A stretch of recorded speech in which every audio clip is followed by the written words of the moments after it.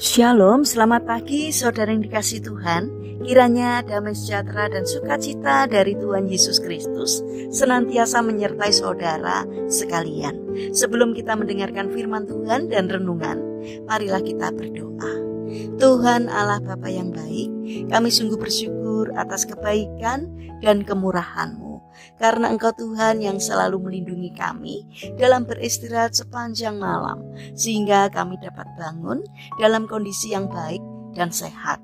Jika saat ini kami akan mendengarkan firman-Mu, urapilah kami dengan Roh Kudus-Mu, agar kami dapat mengerti dan memahami apa yang Tuhan sampaikan kepada kami. Terima kasih Tuhan, di dalam nama Tuhan Yesus Kristus kami berdoa. Amin. Saudara yang dikasihi Tuhan, bacaan firman Tuhan saat ini diambil dari TB2 Kitab Ibrani pasal 13 ayat 5. Demikianlah sabda Tuhan.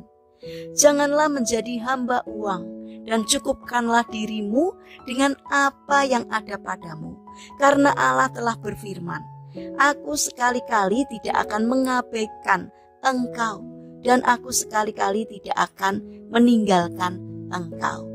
Tema renungan saat ini adalah jangan menjadi hamba uang. Saudara yang dikasihi Tuhan, adakah orang di dunia ini yang tidak ingin sukses dan kaya? Kecil kemungkinannya. Bahkan seorang pemalas sekalipun punya keinginan untuk sukses dan kaya.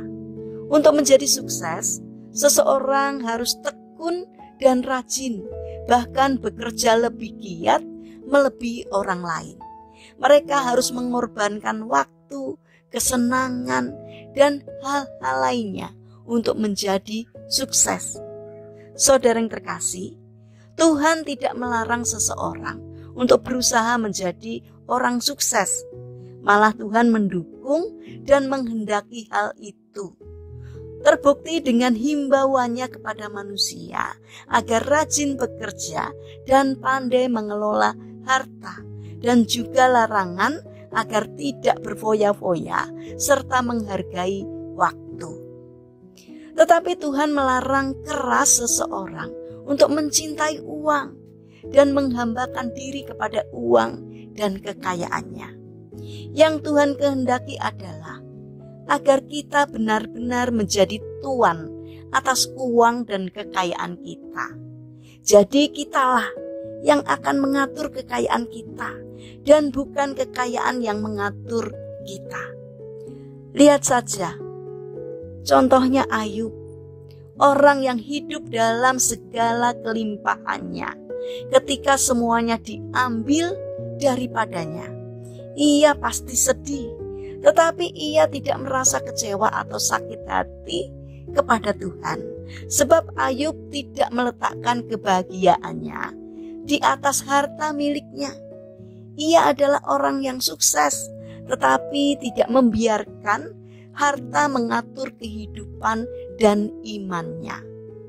Saudara yang terkasih, lalu bagaimanakah dengan kita untuk mengetahui apakah kita menjadi hamba uang atau tidak?